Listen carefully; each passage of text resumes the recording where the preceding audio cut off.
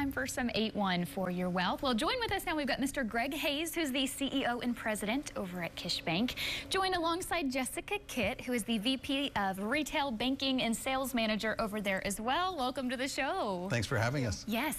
Fresh off of your Kish for the Cure campaign, Yes. Tell me how all that went. It went really well. You know, as a community bank, our communities are critical to us, and so one of the things we do, it's an employee grassroots activity. We were on your show talking about it last time. We raise money for cancer, and we call it Kish for the Cure. And we had a big goal, $60,000 this year, but we wanted to beat last year's $75,000 mark. And so we're still tabulating the results, but our employees worked really hard, and the community responded really well, and we're optimistic. You know, if we can do that, if we can beat last year's total, we'll have raised more than $600,000 over the last 12 years for our communities, for our local hospitals, for 3 great cancer-fighting charities. And that's really important to us. Yes, obviously this season of giving, great to see you guys in your efforts to help others, especially those in our community. One thing though, we do want to talk about this time of the year, unfortunately, with the holidays, obviously people out shopping, getting gifts, things like that, are the scams that pop up. We see this time and time again in a variety of different ways because they're getting trickier and sneakier and harder to spot. But you guys deal with a variety of these issues. We do. So kind of walk me through some of the common scams that you see. Starting out, of course, phishing. That's a big one. That's a big one. That's a big one everywhere, and that's why Jessica's here. I mean, she and her team see it every day in the branches and with our retail clients and our business clients. But phishing is when you get a text message or an email or a link, and you'll click on it, and they'll want you to put in information. Right. Or they'll want you to provide information. And anytime you've been solicited, you've received something that's asking for information, you need the flag needs to go up. But what they'll do is, and it may even appear to be coming from your bank, they will spoof our phone numbers, bank's phone numbers. You'll get a text message that will say it's from Kish Bank, or you'll get a phone call that may be using the phone records to spoof Kish Bank, and that's called smishing. And so what they'll do is then they'll say they're from the bank, and they'll ask for your login information or your security questions.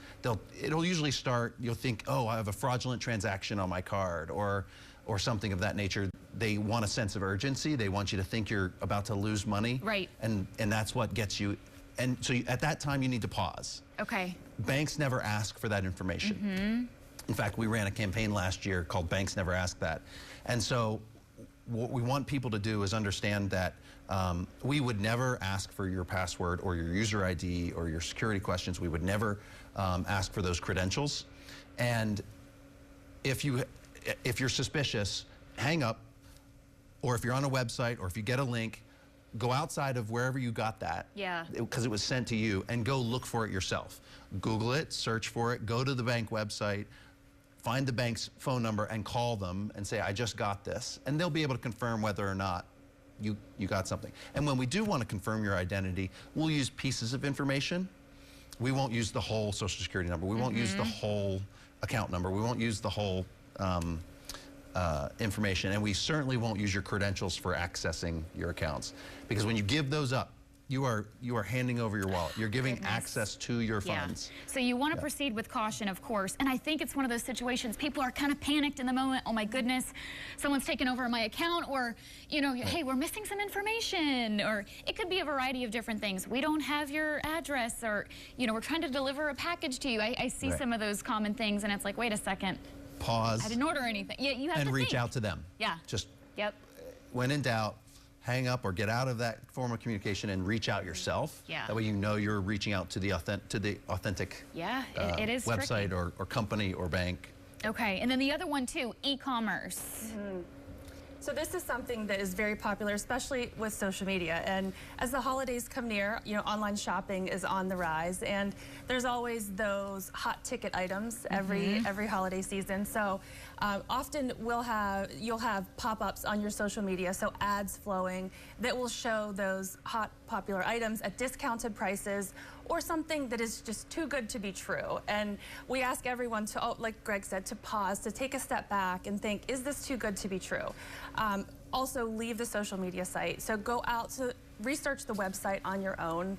A lot of times when you click through social media, it will take you to a fraudulent website that appears to be legitimate. So again, just taking the time to take a deep breath, take a step back, and say, is this truly what it says it is? And at Kish, you know, we're working hard to communicate with folks when they do have those transactions, helping them figure out how to solve that problem. But it can be, for large ticket items, a big loss for someone. Yeah, it sounds like a conversation I've had with my grandparents. Like, don't click on that, don't share that. The other thing is check scams. Yes. So while check usage is down about 25%, check scams are up more than double. We're seeing check fraud twice as much check fraud as we saw in 2021, and across the board, you can protect your account information, your checks, making sure you buy the kinds of checks that can't be. There's a mechanism called washing a check. Okay. So they will steal checks out of the mail. They will wash the ink off those checks and then use that to create a fraudulent transaction, or they'll just duplicate them. So you need to buy checks from your bank that have the security ink, that have the security seal. Use the right kind of ink with the pen when you're doing that. Don't put your social security number on the check. Don't put other information on there. And then if you're receiving checks, understand that's a negotiable item. And when you give it to the bank, it's not like a credit card purchase where it's secure, in that if that money's not real and you have spent it before it clears through the banking system, if it comes back as not real, you're on the hook for that money.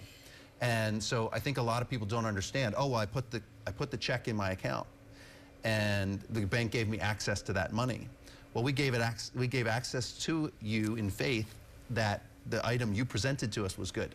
And so if someone's saying, hey, I'm going to buy this item from you on Facebook Marketplace or anything like that, or they have befriended you on the internet and they send you a check, or they just deposit it right into your account, until those funds clear through the system, which can be anywhere from 2 to 5, 7 days, you don't know that those funds are good. And so don't send it to someone in the form of a gift card. Don't wire them funds.